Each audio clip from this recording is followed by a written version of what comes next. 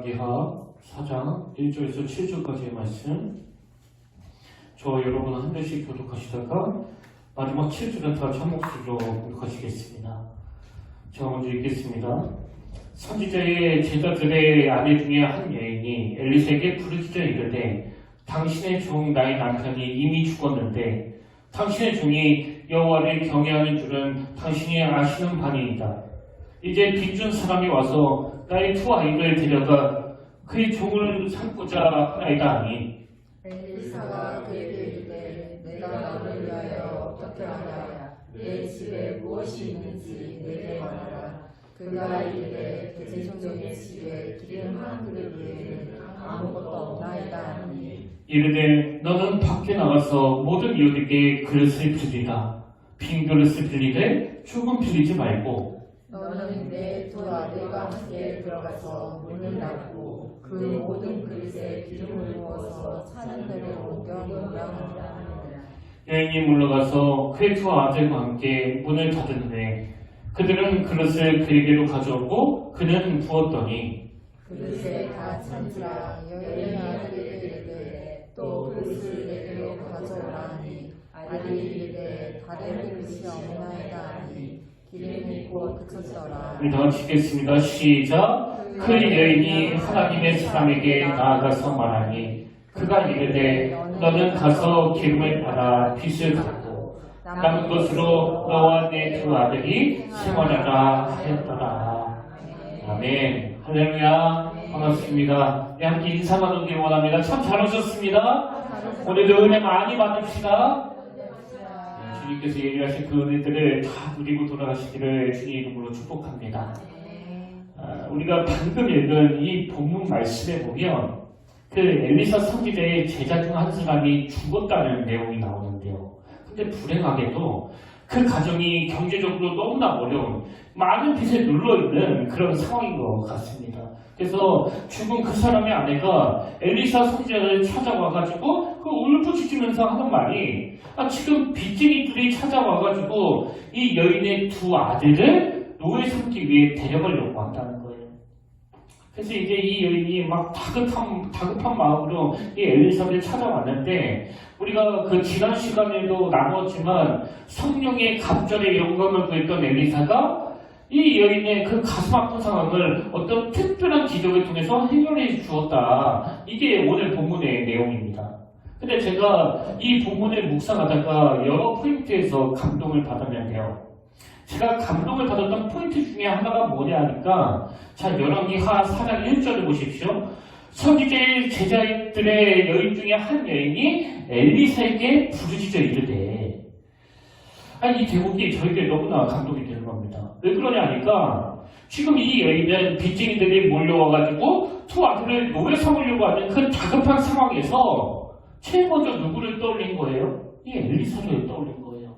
그럼 왜 이 여인은 그런 다급한 상황에서 엘리사를 떠올렸느냐? 저는 이런 질문을 던지면 예전에 한번 말씀드렸던 그 백종원의 골목식당에 나오는 한 장면이 생각나는데요. 골목식당에 그 출연하는 모든 사장님들의 공통점이 바로 그거 아닙니까? 시청자가 다 보고 있는데도 아랑곳하지 않고 자기의 속사정을 그 백종원 대표에게 다 오픈한다는 거. 심지어 그 프로에 어떤 엄마하고 딸이 출연해가지고 사실은 이 딸이 내가 낳은 딸이 아니라는 그런 고백을 하는데, 여러분 이게 그 식당 매출하고 무슨 상관이 있느냐고요. 그럼에도 불구하고 자기의 속사정을 오픈한 이유가 뭐예요? 지금 식당이 장사가 안 돼서 너무나 어려움을 겪고 있는데, 이 백종원 대표에게 내 사정을 이야기하면 반드시 나를 도와줄 것이다. 이분은 내 문제를 해결해 줄 수 있는 분이다. 이런 확신이 있으니까 시청자가 다 보는 그런 상황에서도 체면이고 뭐고 막 속에 있는 모든 아픔을 다 오픈하는 거 아니겠습니까? 지금 이 여인이 빚쟁이들이 몰려와서 두 아들을 노예 삼으려고 하는 그 다급한 상황에 이 엘리사를 찾아와가지고 막 부르짖는 이유가 바로 그거예요. 엘리사 선지자는 하나님 앞에 그 갑절의 영감을 구했던 선지자로서 능력이 있을 것이라는, 그래서 이분께 부르짖으면 내 문제가 해결될 것이라는 그런 확신이 있는 거거든요. 그리고 오늘 보면 바로 앞장인 그 열왕기하 3장도 마찬가지예요. 우리가 살펴보지는 않았지만 열왕기하 3장에 보면 이제 이스라엘과 유다와 에돔이 그 연합군을 이루어가지고 모압과 전쟁을 벌이는 내용이 나오는데요. 그 전투 과정에서 이 연합군이 그 위기 상황을 만나게 됩니다. 그 식수를 구하지 못해가지고 참 난감한 상황을 겪게 되는데 그런 상황에서 나온 말씀이 열왕기하 3장 11절 12절이에요.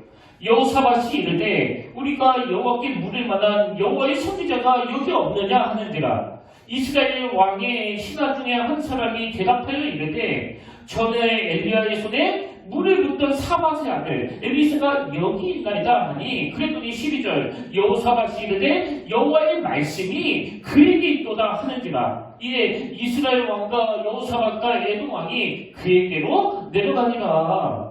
이것도 오늘 본문과 똑같은 상황 아닙니까?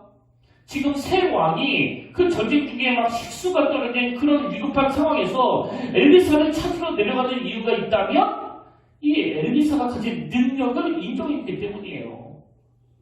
그래서 결국 그 문제가 이 엘리사를 통해 해결이 되는데요. 그런데 엘리사는 이 능력을 어떻게 가지게 된 거예요? 이게 바로 엘리사가 열왕기하 2장 9절에서 구했던 당신의 성령이 하신 역사가 갑자기 나에게 있게 하소서 이거에 대한 응답을 받은 거 아닙니까? 그런 의미에서 저는 오늘 이 땅의 모든 교회들마다 반드시 회복해야 되는 게 바로 이거라고 생각하는데요. 여러분, 교회가 교회다워지기 위해서는 다른 어떤 것보다도 엘리야처럼 하나님으로부터 이 능력을 얻어내야 되는 거예요. 그래서 많은 세상 사람들이 뭐 평상시에는 그 알지도 못하면서 막 하나님을 조롱하고 교회를 비난하다가도 어떤 위급하고 또 어떤 다급한 일을 만날 때 그래도 교회에서는 이 문제를 해결할 수 있다더라. 교회는 이 문제를 해결할 능력이 있는 곳이라더라. 이런 것들이 우리가 이 시대에 얻어내야 될 가장 중요한 포인트라고 생각하거든요. 그리고 이건 말씀을 전하는 저 같은 목회자들도 마찬가지 아닙니까? 오늘 목사다워지기 위해서는 다른 무엇보다도 고린도전서 4장 20절 말씀이요. 하나님의 나라는 말이 있지 아니하고 오직 어디 있다고요? 능력이 있습니다. 그래서 하나님은 오늘도 이렇게 단상에 서서 말씀을 전하는 저는 물론이고 이 땅의 교회들마다 이 성령의 능력으로 세상 사람들로부터 이 교회를 통해서 역사하시는 이 말씀을 통해서 역사하시는 하나님을 맛보게 하기를 원하시는데 그래서 하나님이 저에게 그 일을 경험하게 하신 것 같아요. 이번 주 월요일에 있었던 일인데요. 이제 아내가 아침에 출근하려고 차를 탔는데 갑자기 그 시동이 안 걸리는 겁니다. 그래서 막 당황해가지고 어쩔 줄 몰라 하다가 학교에 또 늦으면 안 되니까요. 결국은 제 차를 타가지고 그 출근을 했거든요. 근데 이제 저도 대전에 막 조금만 있으면 내려가야 되니까 그 긴급 출동을 불러가지고 시동을 켜긴 했는데요. 그 출동한 기사가 배터리 상태를 보고서 하는 말이 이건 수명이 완전히 끝난 상태이기 때문에 배터리 자체를 교체해버려야 된다. 완전히. 그래서 그 이른 아침에 이게 또 시동이 꺼지면 또 다시 그 걸린다는 보장이 없으니까요. 아침에 일찍 연 그 카센터를 찾아서 막 여기저기 다니다가 그 서정리에 있는 어느 카센터에 들어가게 되는데요.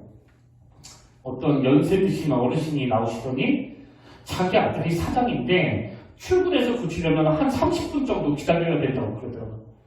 그래서 뭐 그 시간에 연고도 없고 그러니까 그냥 기다리면서 그분하고 막 이런저런 대화를 나누는데요. 대화를 해보니까 이분이 그 감리교 권사님이시더라고요.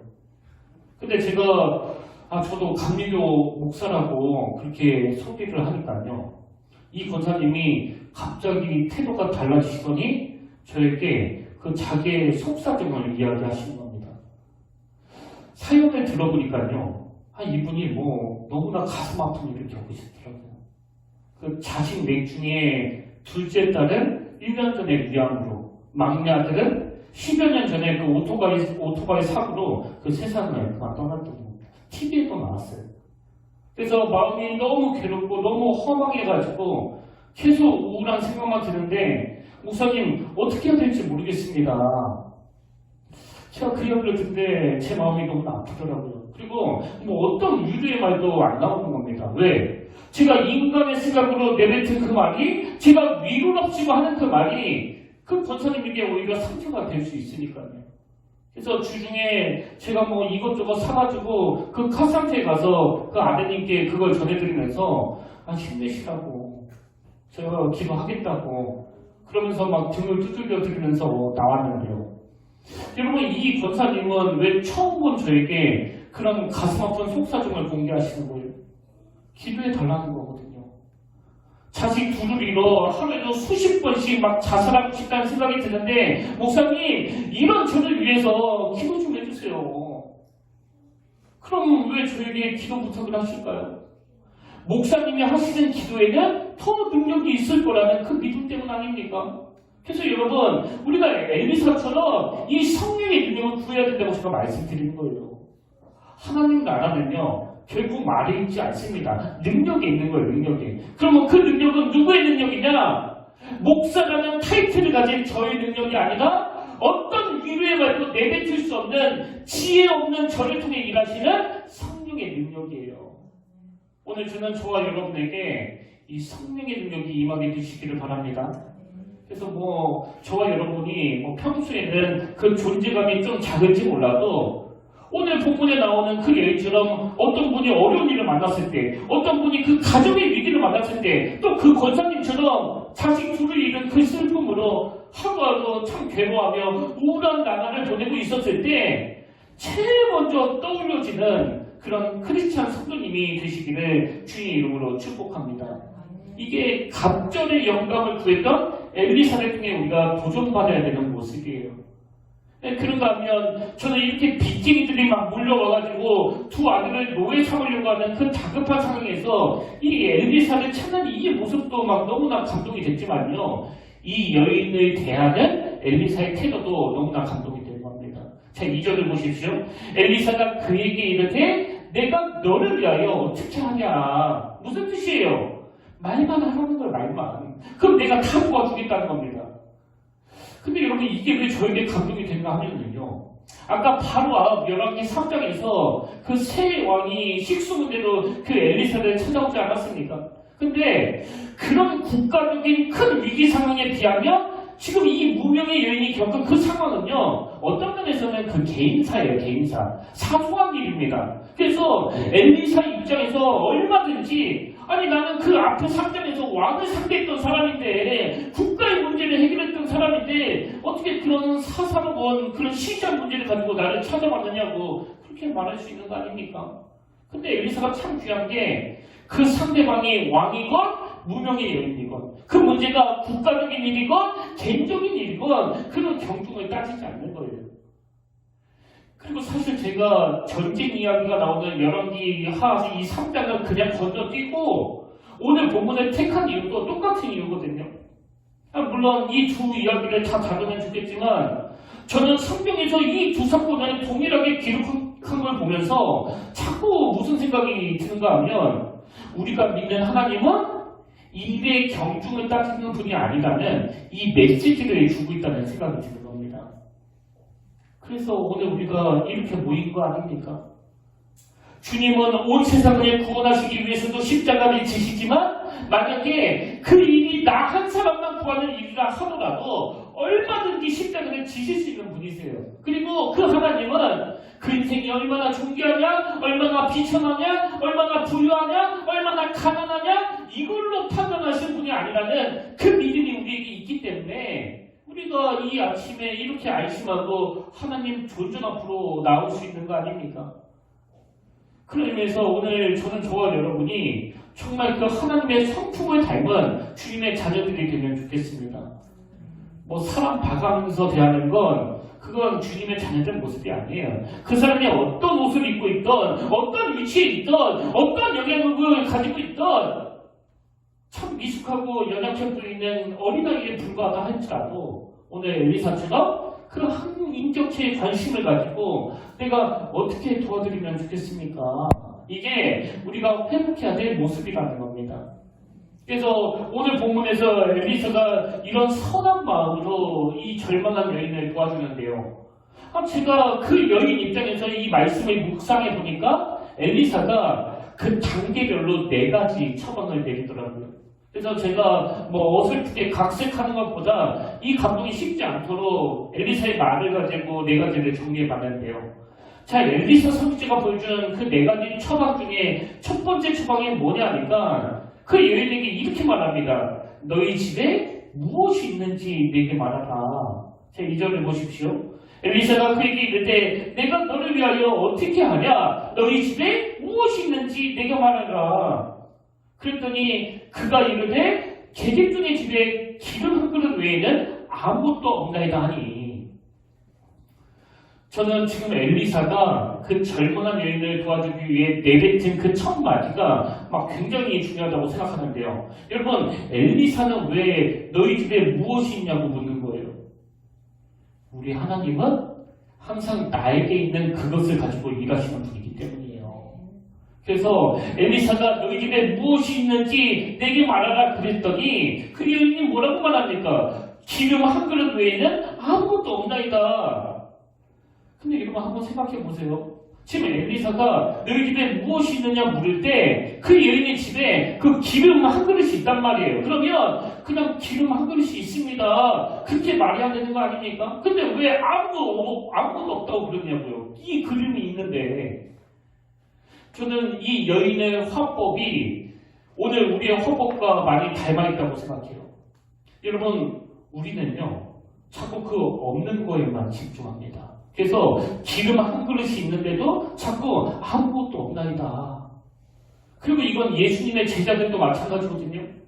지금 주님은 그 광야에서 500여의 기적을 베푸시려고 하는데 이 제자들의 화법을 한번 보십시오. 마태복음 14장 17절 제자들이 이르되 여기 우리에게 있는 것은 떡 5개와 물고기 2마리 뿐이니이다. 무슨 뜻이에요? 아니 지금 장정만 5,000명을 먹여야 되는 그 상황인데 떡 5개와 물고기 2마리로 어떻게 다 먹일 수 있습니까? 이거 아닙니까?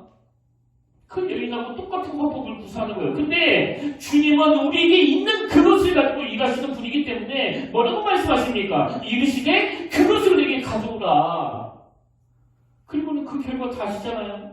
예수님이 그 어린아이의 작은 도시락 하나를 가지고 5,000명 이상을 먹이신 거 아닙니까? 여러분, 만약에 예수님의 화법이 우리랑 같았다면요, 예수님의 인식이 우리랑 같았다면 아마 이렇게 말씀하셨을 거예요. 내게 이것밖에 없어? 이 작은 도시락 가지고 누구 입에 붙이라고 가져갔니? 그러지 않았겠습니까? 근데 여러분, 우리 주님은요, 우리가 가지지 않은 그 무엇에 집중하시고 또 그것밖에 없다고 충동하시는 분이 아니기 때문에 그게 기름 한 병에 불과하다 할지라도, 그게 어린아이의 작은 도시락에 불과하다 할지라도 우리에게 있는 그것을 가지고 오라고 말씀하시는 겁니다. 오늘 혹시 이 자리에 그 여인처럼, 그 제자들처럼 없는 그것을 집중하며 아버지 나는 이것밖에 없습니다, 이런 화법을 쓰신 분이 계시다면 성령님이 여러분이 여전히 가지고 있는 그 수많은 것들을 바라볼 수 있도록 영적인 눈을 허락해 주시길 바랍니다. 그러면 엘리사가 내린 그 2번째 처방이 뭐냐? 엘리사가 이렇게 말합니다. 빈 그릇을 빌리되 조금 빌리지 말고. 자, 3절입니다. 이르되 너는 밖에 나가서 모든 이에게 그릇을 빌리라. 빈 그릇을 빌리되 조금 빌리지 말고. 저는 여기에 굉장히 중요한 2가지 메시지가 있다고 생각하는데요. 그 중에 하나가 뭐냐 하니까, 여러분, 엘리사는 왜 이 여인에게 그 빈 그릇을 빌리라고 하는 거예요? 그래야 하나님이 채워주실 수 있으니까요. 별로 중요하지 않은 것들로 다 채워진 그 그릇을 가지고 오면 하나님이 어떻게 채우시겠냐고요. 그래서 여러분의 삶에서 이 하나님의 채워주심을 경험하시려면요, 항상 이걸 기억해야 돼요. 제일 먼저 우리 마음의 그릇에 있는 그 쓰잘데기 없는 것들을 다 비워야 된다는 거. 그 빈 그릇이어야 하나님의 은혜가 채워질 수 있다는 거. 그래서 제가 그 신학교 후배들에게 생각 좀 너무 많이 하지 말라고 말하는 이유가 바로 그거예요. 그 일어나지 않는 일까지 상상해 가면서 너무 많은 생각으로 그 마음을 채워버리니까 이미 꽉 차 있는 그 잡다한 생각 때문에 하나님의 일하심을 경험하지 못하는 거거든요. 그래서 생각 좀 많이 하지 말라고. 그러고 하면 제가 이 말씀에서 또 하나 발견하는 메시지가 있는데, 빈 그릇을 빌리되 조금 빌리지 말고 있는 대로 다 가지고 오라는 거예요. 있는 대로. 그럼 왜 엘리사는 그 빈 그릇을 있는 대로 다 빌려오라고 요구하느냐? 기름을 채워주시는 분은 하나님이시지만 이 여인에게도 할 일이 있다는 거거든요. 그 할 일이라는 게 뭐예요? 기름을 가득 채울 빈 그릇을 준비하는 일이에요. 여러분 한번 생각해 보세요. 만약에 이 여인이 아니 지금 그 빚쟁이들이 우리를 막 끌고 가려고 하면서 내가 부탁하러 왔더니 무슨 한가하게 그 빈 그릇이나 빌리라고 하느냐고 그러려고 갖고 막 그냥 갚버렸다면 이 여인이 기름을 채워주시는 그 하나님을 경험했겠습니까? 사실 이번 주도 바로 어제예요. 제가 새벽 늦게까지 말씀을 준비했는데요. 이게 어떻게 보면 그 좀 모순 같잖아요. 하나님이 어차피 기름을 채워주실 것을 믿는다면 그냥 대충 설교 준비하고 잡버리면 되는 거 아닙니까? 근데 왜 새벽 늦게까지 제가 말씀을 준비하느냐고. 그게 좀 이상하잖아요. 여러분 제가 믿음이 없어서 그런 게 아니고요. 은혜는 하나님이 채워주시지만 그 그릇은 제가 준비해야 되기 때문이에요. 그래서 제가 지난 몇 달 동안 막 말씀을 묵상하고 수많은 자료들을 듣다 보면서 계속 이 그릇을 장만해야 이 시간에 하나님이 은혜를 부어주실 수 있는 거 아닙니까? 그렇기 때문에 우리는요, 시편 81편 10절에 나오는 이 원리를 잊으시면 안 됩니다. 나는 너를 애굽 땅에서 인도하여 낸 여호와 내 하나님이니 이 큰 존재를 말씀하시고는 애굽에서 인도해내신 크신 하나님이 이렇게 명령하십니다. 내 입을 크게 열라 내가 채우리라. 여러분 꼭 기억하십시오. 빈 그릇이어야 됩니다. 그 별 중요하지도 않는 거 붙들고 있는 그 사람에게는 하나님의 은혜가 부어지기 어렵기 때문에 다 비워야 돼요. 아무것도 아닙니다. 그리고 크신 하나님을 믿는 하나님의 사람답게 빈 그릇을 빌리되 조금 빌리지 말고 할 수 있는 대로 다 빌려오거라. 그랬더니 그 결과가 5절 6절 여인이 물러가서 그의 두 아들과 함께 문을 닫은 후에 그들은 그릇을 그에게로 가져오고 그는 부었더니 그릇에 다 찬지라. 여인이 아들에게 이르되 또 그릇을 내게로 가져오라 하니 그다음 보세요. 아들이 이르되 다른 그릇이 없나이다 하니 기름이 곧 그쳤다고 해요. 그래서 여러분 왜 그 주일마다 어떤 사람은 막 눈이 빨개질 정도로 막 눈물을 흘리는데 어떤 사람은 가장 뭐 맹숭맹숭하느냐? 그건 그릇에서부터 차이가 나기 때문이에요. 저 오늘 하나님 앞에 여러분의 생각을 어지럽히는 예배에 방해가 되는 그 모든 것들을 다 비워내고 은혜를 부어주실 주님 앞에 빈 그릇으로 나아가는 저와 여러분 되시기를 주님 이름으로 축복합니다. 우리가 할 일은요, 그 빈 그릇을 준비하는 거예요. 그러면 엘리사가 그 여인에게 내리는 그 세 번째 처방이 뭐냐니까요. 너는 너희 두 아들과 함께 들어가서 자 4절과 7절에 이어서 보십시오. 너는 내 두 아들과 함께 들어가서 문을 닫고 그 모든 그릇에 기름을 부어서 차는 대로 옮겨 넣으라. 그랬더니 7절 그 여인이 하나님의 사람에게 나가서 말하니 그가 이르되 너는 가서 기름을 팔아 빚을 갚고 남은 것으로 그 다음에 너와 내 두 아들이 생활하라 하였더라. 여러분 지금 이 엘리사가 이 여인에게 너는 내 두 아들과 함께 어딜 들어가라고 하는 거예요? 어딜? 하나님이 기름을 부어주신 곳으로 들어가라는 거예요. 하나님이. 우리 식으로 말하면 하나님이 은혜를 부어주시는 그 예배자리로 들어가라는 겁니다. 그럼 왜 엘리사는 이걸 요구하는 걸까요? 지난주에 말씀드렸듯이 인생의 모든 문제는 하나님과의 관계가 어긋난 거기서부터 시작이 되거든요. 그래서 저는 이 구절을 묵상하다가 구약에 너무나 가슴 아픈 성경 구절을 떠올랐는데 사사기 2장 10절이에요. 그 세대의 사람도 다 그 조상에게로 돌아갔고 그 후에 일어난 다른 세대는 여호와를 알지 못하며 여호와께서 이스라엘을 위하여 행하신 일도 알지 못하더라. 여러분도 아시지만 그 이스라엘 백성들 중에는 홍해를 걸었던 세대도 있고 가나안을 정복한 세대도 있지 않습니까? 그래서 홍해를 걸었던 출애굽 1세대는 출애굽하는 그 과정 과정에서 하나님이 어떻게 홍해를 건너가게 하시고 어떻게 만나와 메추라기를 먹게 하시고 어떻게 불기둥과 불기둥으로 인도하시고 또 하나님은 어떤 은혜로 그 절대 이길 수 없는 블레셋과의 전투에서 이기게 해주셨는지에 대한 그 생생한 경험이 있는데요. 그 은혜를 경험한 윗세대와는 달리 출애굽 2세대는 그 가나안 세대는 이것들이 전수가 되지 않아가지고 뭐라고 이야기합니까? 그 후에 일어난 다음 세대가 아니라 하나님을 알지 못하는 다른 세대가 됐다는 다른 세대가. 그러고 보면 지금 한국교회가 이 사사기 2장 10절 말씀을 그대로 다습하고 있는 거 아닙니까? 아마 여러분도 다 느끼실 거예요. 지금 우리 자녀들은요, 대부분 다른 세대가 되어버렸습니다. 그 부모 세대가 누렸던 하나님의 인도하심.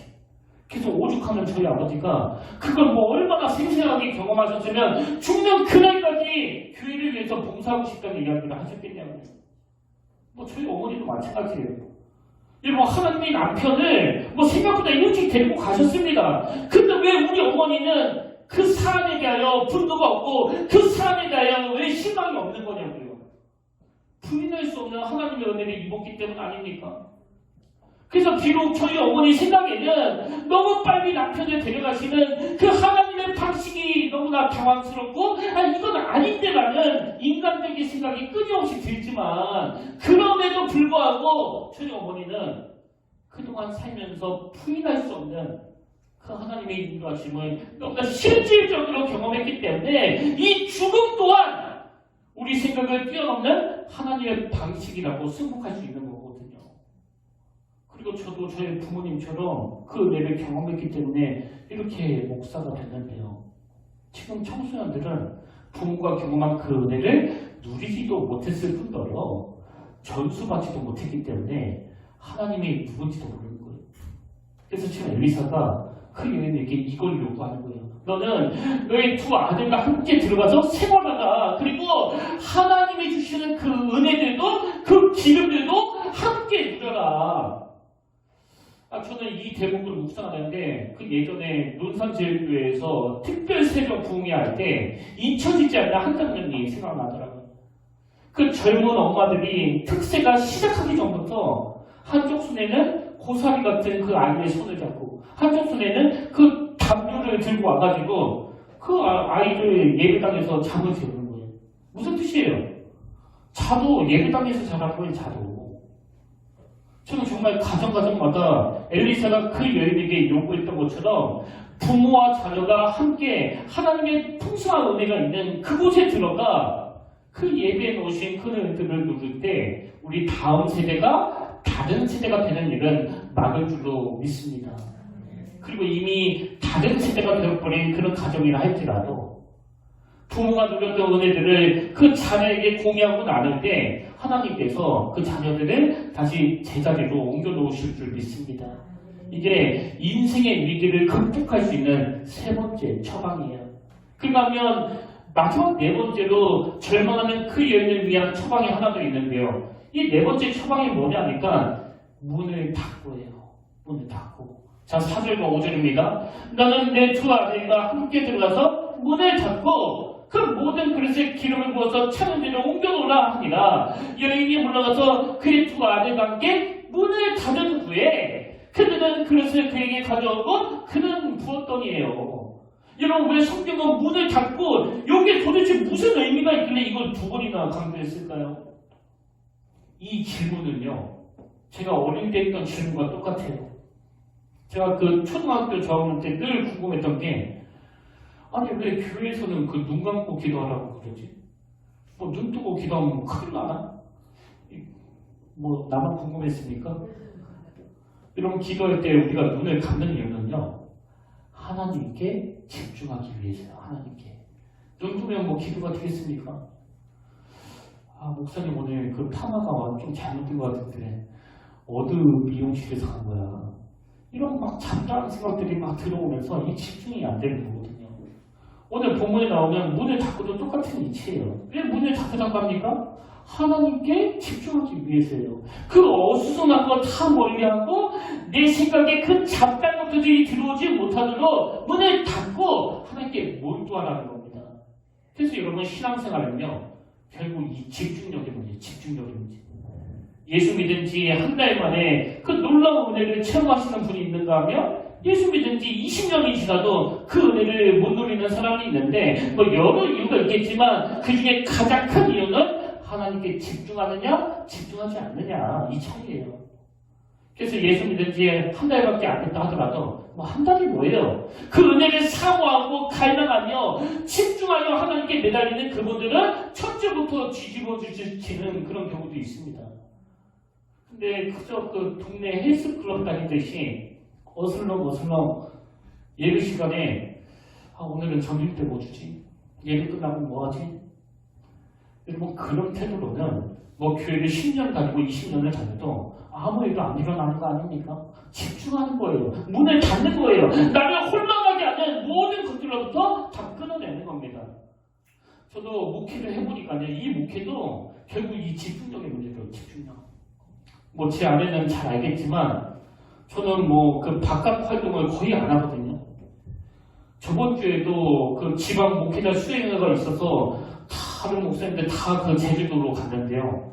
저는 일찍부터 얘기했어요. 안 간다고. 계속 안 간다고. 물론 그런 활동을 하는 게 뭐 나쁜 것도 아니고 또 같은 지방에 있으면서 나 혼자만 빠지는 게 좀 미안하기도 하지만 그러나 저는 여기도 기웃거리고 저기도 기웃거리고 싶지는 않은 거거든요. 애초에 제가 다른 곳에 몰두할 그 위험이 있는 싹들은 단호하게 저는 잘라버리고 싶은 거예요. 그래서 저는요, 평일에 그 지방 목사님들이 막 자꾸 만나자고 그러면 차라리 우리 교회로 오라고, 차라리 우리 교회로.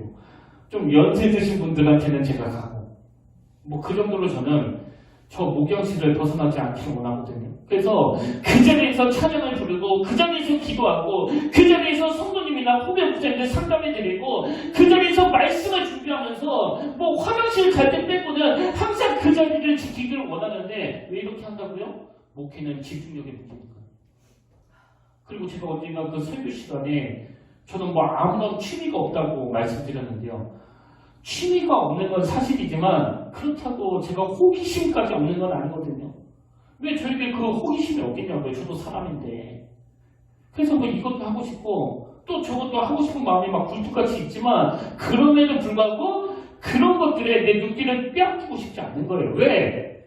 아니 목회보다 더 재밌는 게 생겨버리면 맨날 제가 나가려고 할 거 아닙니까? 그런 의미에서 여러분 잘 들으세요. 그 시대마다 사단이 공격하는 타켓이 다 다른데요. 오늘 사단이 여러분을 공격하는 타켓은 딱 하나예요. 그 집중력을 흐트러뜨리는 겁니다. 그래서 하나님께 집중하지 못하도록 사단은 여러분에게 끊임없이 관심을 끌만한 것들로 유혹을 하는데 그게 때로는 뭐 물질이나 일, 취미, 또 들과 같은 외간 여자 이게 도구로 사용될 때도 있고요. 우리 청년들에게는 친구, 스마트폰 이걸로 계속 유혹하는 거예요. 저 오늘 우리 안에 성령의 도우심으로 나를 혼미하게 만드는 그 모든 것들로부터 끊어내고 문을 닫고 오직 하나님께만 집중하겠다는 그 삶의 우선순위가 정해지는 결단이 일어나게 되시길 바랍니다. 여러분 집중력이에요. 집중력. 결론을 이렇게 맺기를 원하는데요. 아까 또 말씀드렸지만 여러분 우리 모두는요. 뭐 권사님 뭐 할 거 없이 아무리 피하고 싶어도 시시각각 막 찾아오는 그 위기를 절대 피해갈 수 없습니다. 그래서 오늘 하나님이 이 엘리사를 통해서 우리에게 그 네 가지 처방을 주시는 거거든요. 그 첫째가 뭐라고요? 너희 집에 무엇이 있는지 내게 말하라. 둘째가 빈 그릇을 빌 때 조금 빌리지 말고 셋째가 너는 너희 두 아들과 함께 들어가서 인생의 모든 문제는 하나님과의 관계가 어긋난 데서부터 시작되기 때문에 우리 자녀들이 다른 세대가 되지 않도록 부부가 경험했던 그 은혜의 추억들을 계속 전수해줘야 되고 그리고 마지막 네 번째가 인생의 위기를 만나 막 절망이 찾아올 때는 우리를 혼미하게 만드는 모든 것들로부터 문을 닫고 오직 하나님께만 집중해야 된다는 겁니다. 저는 저와 여러분이 그 상황이 위급하면 위급할수록, 그 상황이 다급하면 다급할수록 하나님께 집중함으로써 내게 있는 그것으로 일하시는 그 하나님을 발견할 뿐만 아니라 그 빈 그릇에 기름을 가득 채워주시는 능력 많으신 하나님도 경험하게 되시기를 주의 이름으로 축복합니다. 그런 의미에서 우리 결단 찬양으로 찬양하세 찬양하세 한번 이 찬양 우리 집중해서 부르기를 원하는데요. 여러분 온 전심을 다하여 또 내 오감을 주님께 다 집중해서 우리 모든 걸 한번 다 잡고 나의 왕 예수 그리스도를 함께 찬양하기를 원합니다.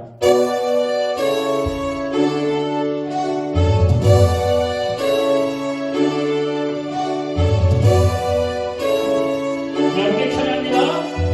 찬양하세 찬양하세 찬양하세 왕께 소리없던 찬양하세 찬양하세 우리 집중해서 왕께 소리없던 찬양하기에 마땅하신 주님 언제나 동일하신 주 무릎 꿇고서 주 이름 외치세 예수 나의 왕 예수 나의 왕 예수 나의 왕 찬양하세 찬양하세 찬양하세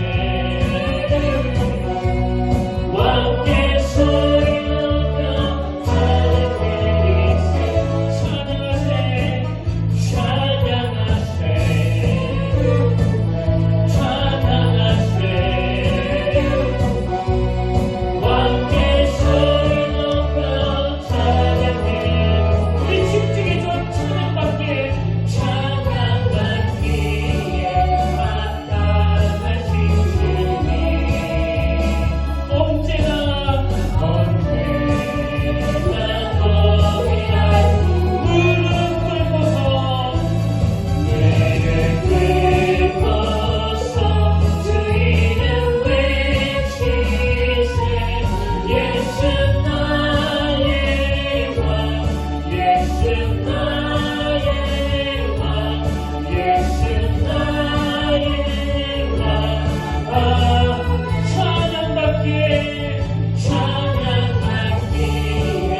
마땅하신 주님 언제나 동일하신 주 언제나 동일하신 주 무릎 꿇고서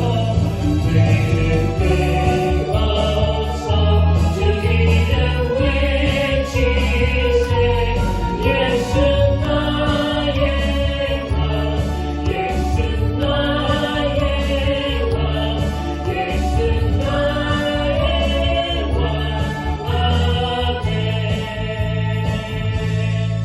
아멘. 살아계신 하나님 아버지 가지지 않는 것에 몰두하는 저희들이 있는 걸 가지고 일하시는 하나님께 집중하기를 원합니다. 그래서 오늘 인생에서 이런저런 위기를 만나 그 열처럼 절망하며 부르짖는 자녀에게는 하나님의 세미한 음성을 통해 위로하여 주시고 눈물 닦아주시되 여전히 가지고 있는 그 수많은 것들을 바라볼 수 있도록 그 시야를 열어 주시옵소서. 그런가 하면 목사지만 너무나 지혜가 없어 절망하는 권사님에게 어떤 위로의 말도 하지 못하는 저를 아버지 불쌍히 여겨주시고 성령의 그 갑절의 능력을 덧입혀 주시길 원합니다. 그래서 그 성령의 능력으로 엘리사처럼 그 고통에 공감하며 함께 울며 함께 웃는 자리에 참여하게 하시고 더 나아가 절망에 빠진 사람들에게 그 위기를 돌파할 수 있는 대안까지 제시하는 종이 되도록 지혜를 허락하여 주시옵소서. 오늘 우리가 주의 복음을 들고 그 아름다운 발걸음을 옮길 때 하나님은 우리에게 있는 그 입술을 가지고 일하여 주실 줄 믿습니다. 때를 어떤지 못 어떤지 간에 그 순종하며 나가는 자들에게 여전히 우리보다 앞서서 일하시는 그 주님을 발견하게 하시고 한 영혼이 돌아오는 것을 보며 기뻐하시는 그 하나님의 얼굴을 우리가 대면하게 하여 주시옵소서.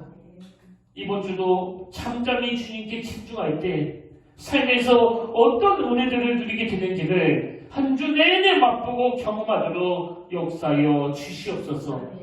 그 은혜 자리로 인도하여 주실 줄 믿사오며 언제나 우리와 함께 하시는 예수의 이름으로 기도드립니다. 아멘. 이제 우리 다 자리에서 일어나셔서 파송 찬양으로 우리 아까 불렀던 찬양인데요. 이 제목이 사람을 살리는 노래입니다. 사람을 살리는 노래. 오늘 주신 말씀을 기억하며 또 가사를 묵상하며 우리의 결단을 하나님께 올려드리기를 원합니다. 함께 찬양하겠습니다.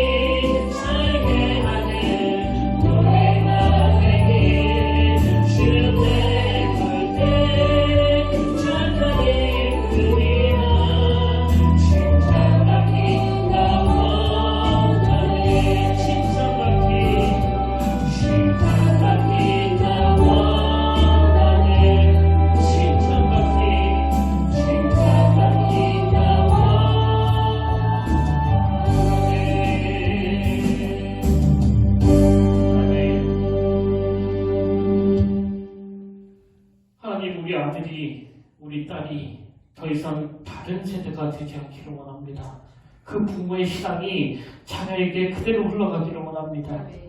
오늘 자녀들을 놓고 눈물을 흘리며 기도하는 가정마다, 그리고 이미 다른 세대가 되어버렸다고 낙심하는 가정마다 아버지 회복이 일어나게 되기를 원하오니, 부모와 자녀가 손에 손을 맞잡고 그 은혜의 자리에 들어갈 때 부모가 경험했던 살아 역사하시는 하나님의 은혜가 우리 자녀에게도 동일하게 경험되어지게 하시고, 그 하나님의 부인할 수 없는 은혜들로 말미암아 결국은 우리 자녀들이 인간의 생각에 뛰어넘는 하나님께 승복하게 되는 하나님을 아는 다음 세대가 되게 하여 주시옵소서.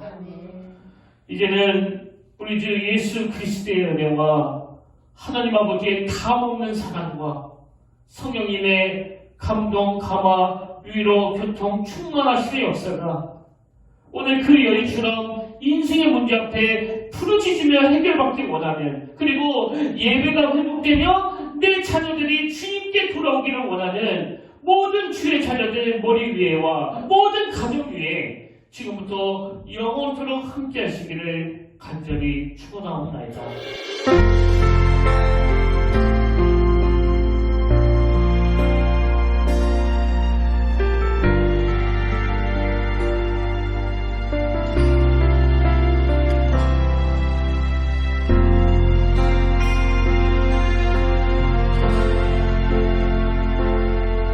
지금 서 있는 이곳에서 높임을 받으소서. 내가 밟는 땅 주님의